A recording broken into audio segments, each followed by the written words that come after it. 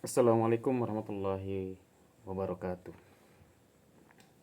Alhamdulillahirabbil alamin wa bihi nasta'inu ala umuri dunya waddin wa ala alihi wa sahbihi rasulullah ajmain. Amma ba'du. Puji syukur sama-sama kita panjatkan kehadiran Allah Subhanahu wa taala. Selawat bering salam semoga tetap tercurahkan kepada Nabi Muhammad sallallahu alaihi wasallam. Baiklah, pada pagi hari ini kita lanjutkan kembali perkuliahan kita, itu pada mata kuliah Hukum Pegadaian Syariah. Di pertemuan pertama kita telah mengkaji tentang pengantar tentang pengertian dari gadai itu sendiri.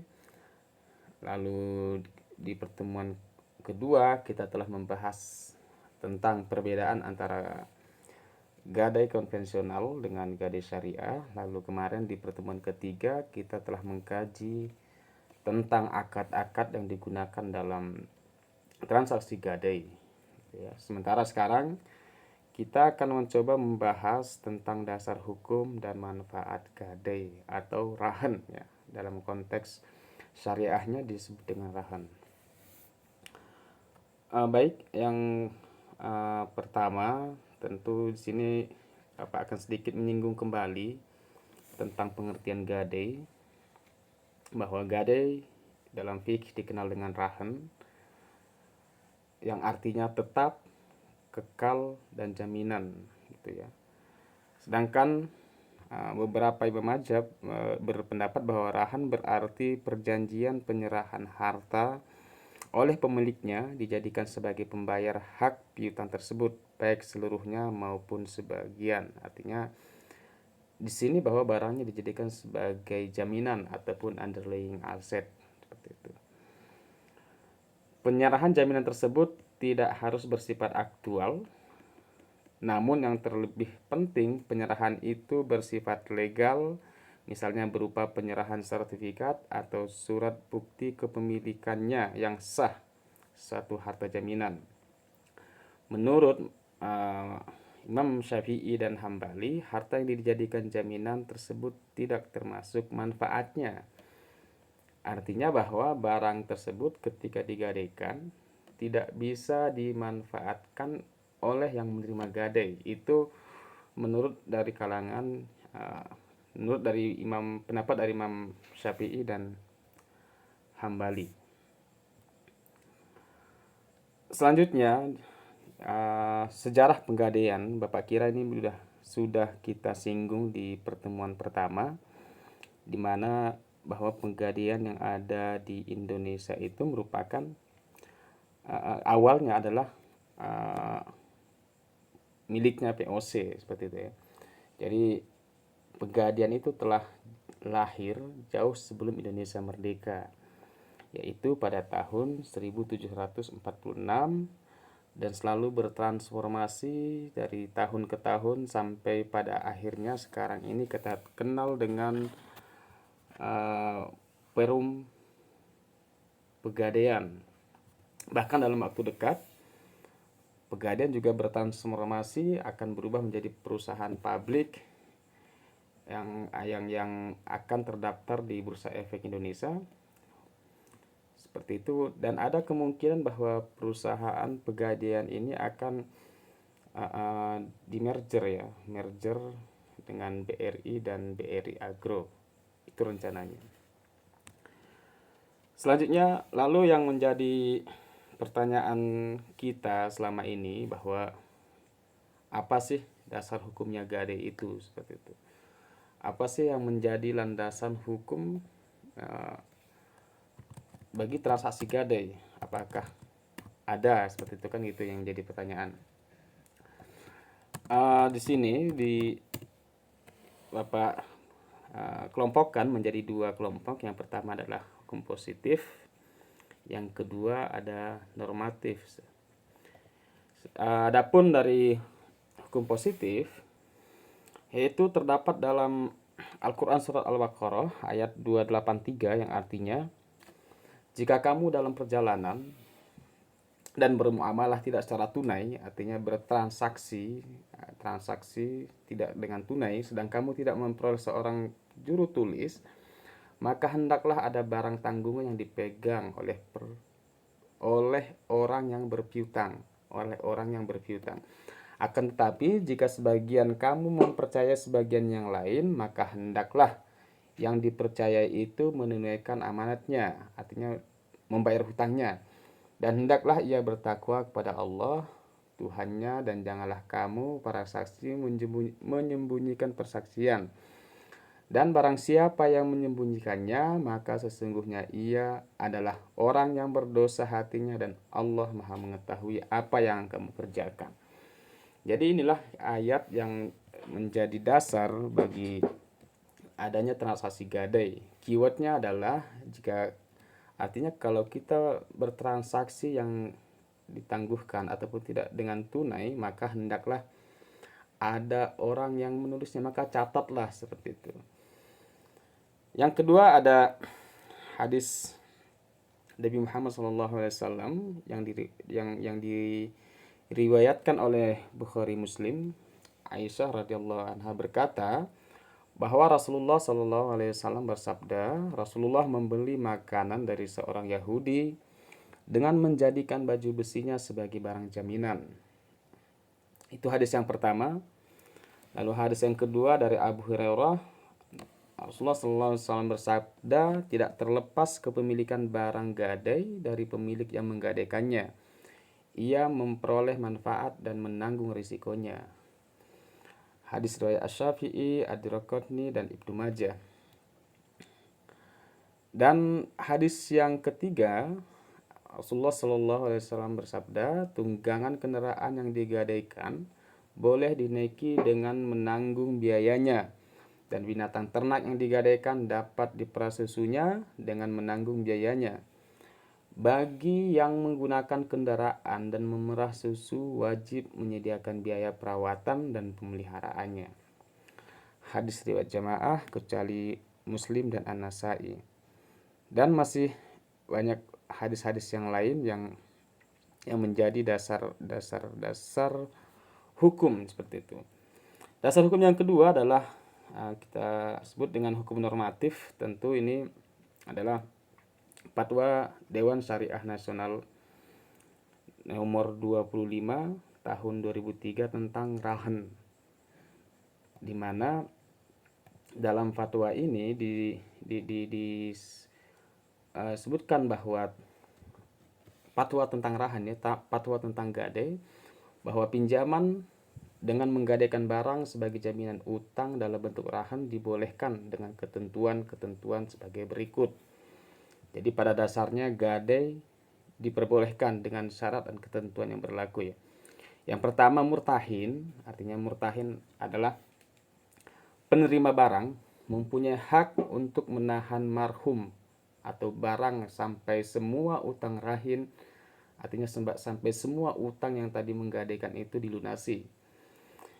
Yang kedua, marhum atau barang dan manfaatnya tetap dapat menjadi milik rahin, tetap dapat menjadi milik orang yang menggadaikan.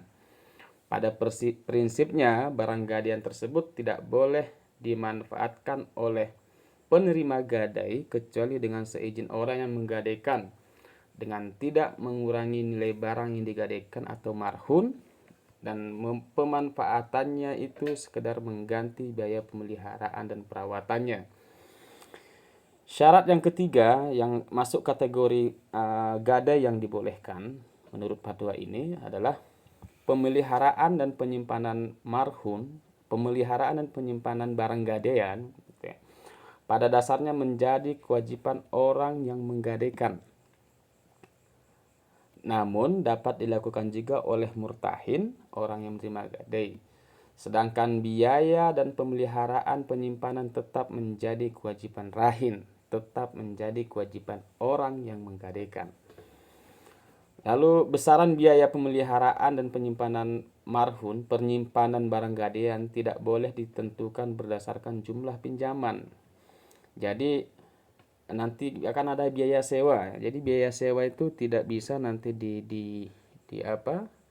ditentukan berdasarkan besarnya jumlah pinjaman. Misalnya nanti biaya sewa pemeliharaan barang gadaian misalnya ditetapkan 2,5%, itu tidak boleh. Tapi dasarnya biasanya digunakan itu adalah akad ijarah. Akad ijarah pada dasar artinya sewa menyewa.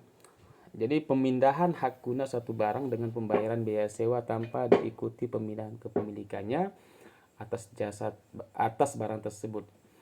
Ini adalah pengertian ijarah. Jadi intinya nanti bahwa barang gadaian itu ketika dititipkan kepada yang menerima gadai, jadi di situ artinya bahwa yang tadi menggadaikan, artinya menitipkan barang sebagai jaminan kepada penggadaian, dia cukup membayar sewa karena si pemberi gadai telah memelihara, merawat barang gadaiannya seperti itu.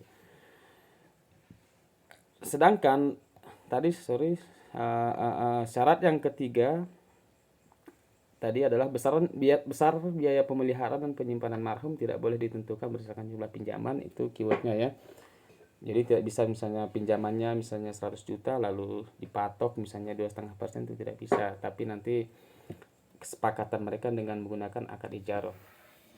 Syarat yang kelima adalah penjualan barang gadaian, artinya barang marhum tadi. Apabila jatuh tempo, murtahin harus memperingatkan rahin untuk segera melunasi utangnya. Jadi apabila nanti jatuh tempo bahwa orang yang tadi menerima gadai harus mengingatkan orang yang menggadaikan agar segera melunasi utangnya. Yang kedua, apabila rahin atau orang yang menggadaikan tetap tidak dapat melunasi utangnya, maka marhun atau orang yang menerima gadai tadi ataupun marhun atau barang gadaian tadi dijual paksa melalui skema lelang syariah. Jadi kalau misalnya dia telah diingatkan dan dia juga nggak mau bayar melunasi utangnya, maka barang gadainya itu, jaminannya itu bisa dijual dengan lelang sesuai syariah. Selanjutnya, hasil penjualan barang gadai tadi, marhum tadi, digunakan untuk melunasi utang, biaya pemeliharaan dan penyimpanan yang belum dibayarkan, serta biaya penjualan. Artinya nanti hasilnya itu dipakai untuk menutupi kekurangan dari utangnya tadi. Ada biaya pemeliharaan barang jaminan tadi, penyimpanan, lalu ada biaya penjualan skema lelang tadi. Nanti sisanya baru dikembalikan lagi, di mana kelebihan hasil penjualan menjadi milik rahin dan kekurangannya menjadi kewajiban rahin. Artinya kalau dari hasil penjualan barang lelang itu ada kelebihannya, maka kelebihan itu dikembalikan kepada orang yang gadai tadi. Tetapi apabila ternyata dari hasil lelang barang jaminan ternyata tidak cukup untuk membayar sisa utang serta biaya-biaya yang lainnya yang timbul dari gadai tersebut, maka kewajiban itu akan dibebankan kembali kepada orang yang menggadaikan. Itu adalah fatwa yang pertama tentang rahan. Yang kedua ada fatwa nomor 26 Dewan Syariah Nasional Majelis Ulama Indonesia nomor 2002 tentang rahan emas, tentang gadai emas. Di mana dalam fatwa ini dijelaskan bahwa rahan emas itu, gadai emas dibolehkan berdasarkan prinsip rahan, gitu kan. Prinsip rahan tadi yaitu fatwa nomor 25 tadi yang tadi kita bahas. Artinya pada dasarnya gadai emas itu boleh, gitu. Yang kedua, di dalam fatwa ini ongkos dan biaya penyimpanan barang marhum ditanggung oleh penggadai. Sama ya kayak yang tadi, misalnya kita gadaikan emas misalnya ke penggadaian ataupun ke bank syariah misalnya, ongkos dan biaya penyimpanan itu kita akan dibebankan, gitu. Yang ketiga, ongkos sebagaimana yang dimaksud ayat 2 besarannya didasarkan pada pengeluaran yang nyata-nyata diperlukan. Artinya bahwa misalnya ketika kita menggadaikan emas misalnya ke penggadaian, lalu penggadaian itu ternyata dia menggunakan fasilitas safe deposit box misalnya ya, itu nanti biaya itu akan dibebankan ke kita. Jadi sama, tidak akan, biayanya itu tidak menggunakan melihat besar kecilnya jumlah pinjaman kita, gitu. Yang keempat, biaya penyimpanan barang dilakukan berdasarkan akad ijarah yang tadi Bapak bilang, bahwa Biayanya itu, biaya penyimpanan itu digunakan akad ijarah. Nanti skemanya sewa menyewa seperti itu. Ini adalah dasar hukum gadai baik dari nas maupun dari fatwa yang merupakan produk ijtihad para ulama Majelis Ulama Indonesia. Oke, selanjutnya uh, setelah tadi kita tahu dasar hukum legalitas dari gadai itu sendiri baik dari nas, Al-Quran, hadis maupun ijtihad. Lalu sekarang apa sih fungsinya gadai tersebut? Apa sih fungsinya gadai syariah? Gadai lah pada dasarnya seperti itu. Tentu keberadaan gadai ini kita sepakat bahwa keberadaannya di tengah-tengah masyarakat pada dasarnya membantu seperti itu ya. Membantu di samping untuk biaya-biaya konsumtif yang telah kita bahas di pertemuan pertama, juga bisa digunakan untuk biaya pengembangan usaha mikro dan menengah UMKM misalnya. Di sini misalnya mengelola fungsi pegadaian syariah, pertama mengelola penyaluran uang pinjaman atas dasar hukum gadai dengan cara mudah, cepat dan aman dan hemat. Teman-teman misalnya lagi kepepet, tidak punya uang, lalu misalnya mau bayar uang kuliah, nggak ada uang, lalu ya kan, tapi bulan depan saya ada uangnya gitu. Yaudahlah, sekarang saya ke Pegadaian bawa BPKB motor, STNK, gadaikan, itu cepat, mudah dan instan lah kira-kira membantu. Yang kedua, menciptakan dan mengembangkan usaha-usaha lain yang menguntungkan bagi Pegadaian maupun masyarakat. Itu yang tadi Bapak bilang, ini adalah usaha untuk modal usaha. Tapi salah satu bahwa Pegadaian ini harus ada underlying asetnya, harus ada jaminan gitu ya. Yang selanjutnya mengelola keuangan perlengkapan, kepegawaian dan pendidikan dan pelatihan. Artinya ya mengelola keuangan bisa juga kita buka tabungan ya, tabungan pendidikan misalnya. Bahkan sekarang di Pegadaian ada produknya lagi, tabungan haji dan umroh. Yang selanjutnya mengelola organisasi, tata kerja dan tata laksana Pegadaian. Selanjutnya melaksanakan penelitian dan pengembangan serta mengawasi pengelolaan Pegadaian. Ini saya kira normatif. Kita lanjut. Manfaat selanjutnya, manfaat Pegadaian secara keseluruhan. Yang ini adalah manfaat Pegadaian syariah, menjaga kemungkinan nasabah untuk lalai atau bermain-main dengan fasilitas pembiayaan yang diberikan tersebut. Yang kedua, memberikan keamanan bagi semua penabung dan pemegang deposito bahwa dananya tidak akan hilang begitu saja jika nasabah peminjam ingkar janji atau wan prestasi karena adanya satu aset atau barang marhum yang dipegang oleh Pegadaian. Artinya bagi orang yang memiliki deposito di Pegadaian, di mana uangnya itu diputar oleh Pegadaian untuk misalnya memberikan pinjaman kredit kepada masyarakat, ya mereka nggak usah takut. Kenapa? Karena walaupun nanti misalnya krediturnya itu wan prestasi tidak melaksanakan kewajibannya untuk melunasi utangnya, nggak apa-apa karena kan Pegadaian ada jaminan yang dipegang. Artinya ketika dia nggak melunasi ya udah Pegadaian tinggal melelang barang tersebut. Makanya sebenarnya kredit yang disalurkan oleh Pegadaian ini lebih safety kalau dibandingkan dengan perbankan. Kalau kita bank ada namanya istilah NPL, non performing loan, artinya kredit macet. Kalau di Pegadaian mungkin kredit macetnya itu sangat, bahkan nggak ada. Kenapa? Karena memang setiap dia menyalurkan kredit dia pakai jaminan seperti itu. Jadi ketika misalnya ada yang nggak bayar, ya udah lelang tinggal lelang barang jaminan tersebut gitu. Yang ketiga, jika raham diterapkan dalam mekanisme Pegadaian, sudah barang tentu akan sangat membantu saudara kita yang kesulitan dalam dana terutama di daerah. Artinya bahwa gadai ini juga semuanya yang seperti yang Bapak bilang tadi, ada yang orang kepepet untuk pendidikan misalnya. Misalnya hari ini dia nggak punya uang, tapi nanti sebulan lagi misalnya dia punya uang, kan bisa saja dia langsung ke Pegadaian menggadaikan karena biayanya itu sangat terjangkau. Nanti teman-teman bisa lah coba-coba iseng-iseng coba gadaikan nanti, gadaikan HP misalnya kan, gadaikan laptop, itu biayanya murah, nggak mahal lah. Yang keempat, prosedur yang relatif sederhana dalam waktu yang lebih cepat, terutama apabila dibandingkan dengan kredit perbankan. Ya, kenapa? Karena memang ketika gadai itu kan dia udah ada barang jaminannya, jadi nggak ribet lah. Kalau perbankan kan dia perlu survei dan lain sebagainya. Kalau Pegadaian tinggal dia cuma mengapresiasi aja. Artinya ketika ada seseorang yang mau gadai dengan jaminan misalnya contohlah laptop, nanti paling tinggal ditaksir gitu. Artinya kalau laptop kita ditaksir misalnya, kita punya laptop harga 10 juta, tapi kalau nanti penggadian menaksirnya misalnya 7 juta gitu. 7 juta berarti kita misalnya bisa mengambil pinjaman ya sekitar 7 juta maksimal. Seperti itu. Oke, selanjutnya kita masuk ke rukun dan syarat pegadaian syariah. Ada tentu setiap setiap transaksi itu ada syaratnya ya, ada rukun yang harus dipenuhi. Yang pertama adanya ijab dan qabul.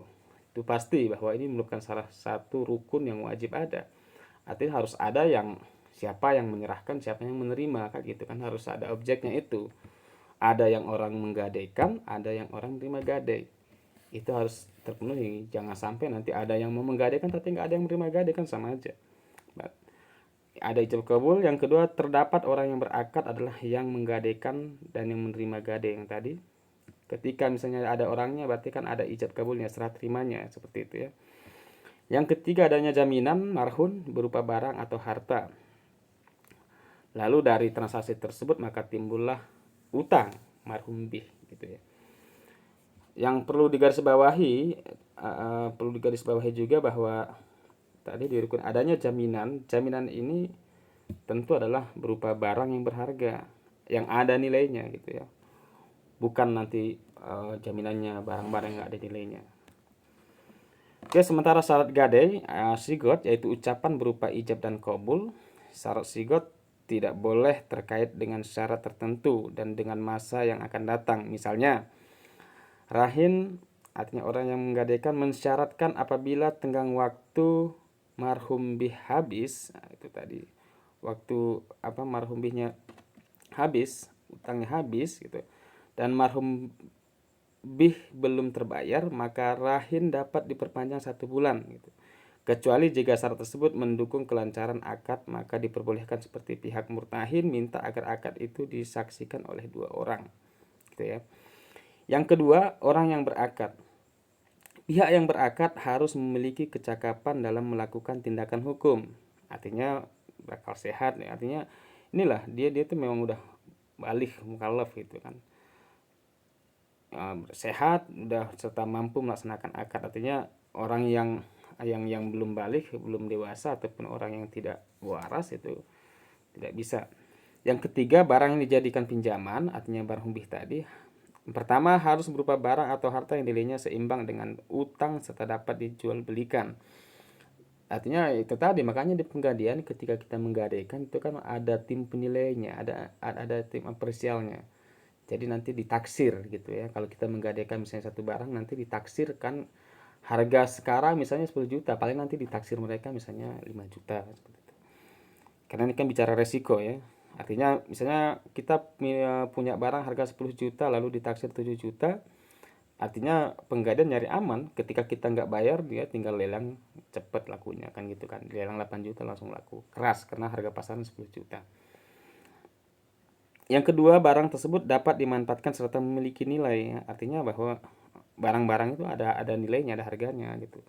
Bukan barang yang sudah nggak bisa dimanfaatkan atau barang-barang rusak. Selanjutnya harus spesifik dan jelas. Jangan sampai nanti kalau misalnya tanahnya itu harus jelas di mana gitu, ada sertifikatnya, ada jangan sampai nanti menggadaikan tanah di belahan mana gitu tapi nggak ada bukti fisiknya yang real. Yang keempat, dimiliki oleh orang yang menggadaikan secara sah. Artinya bahwa barang itu kalau kita misalnya menggadaikan motor ya harus atas nama kita. Kalau kita menggadaikan sertifikat rumah harus atas nama orang yang menggadaikan, bukan orang lain, seperti itu. Selanjutnya, tidak tersebar dan beberapa tempat dan dalam kondisi utuh.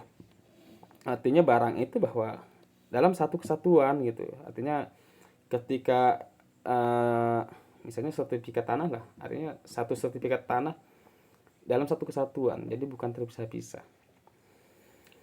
Yang syarat yang keempat adalah hutang atau marhum wajib dikembalikan kepada murtahin yang menerima gadai. Artinya hutang tadi ketika kita menggadaikan itu wajib dikembalikan kepada orang yang memberikan gadai.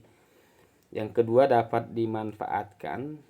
lalu jumlahnya dapat dihitung, jangan sampai nanti berutang tapi tak terhingga kan, nggak jelas nanti gitu. Adapun akad-akadnya Bapak kira ini kita bahas minggu kemarin, ada akad qarul hasan, akad mudharabah, lalu akad ijarah ya. Ini kemarin kita sudah jelaskan di pertemuan yang ketiga kemarin. Oke, di sini ada persamaan dan perbedaan penggadaian syariah dengan penggadaian konvensional. Ini juga sebenarnya setelah kita waktu itu telah Bapak share satu tulisan tentang ini. Tapi nggak apa-apa, kita sedikit singgung bahwa penggadaian konvensional didasarkan pada peraturan pemerintah PP nomor 103 tahun 2000, sedangkan penggadaian syariah didasarkan pada peraturan pemerintah nomor sama-sama ya 103 tahun 2000 dan tentunya hukum Islam. Kalau di gadai konvensional biaya administrasi berdasarkan persentase berdasarkan golongan barang. Artinya di gadai konven itu ada golongan barangnya. Lalu kalau di gadai syariah biaya administrasi menurut ketetapan berdasarkan golongan barang.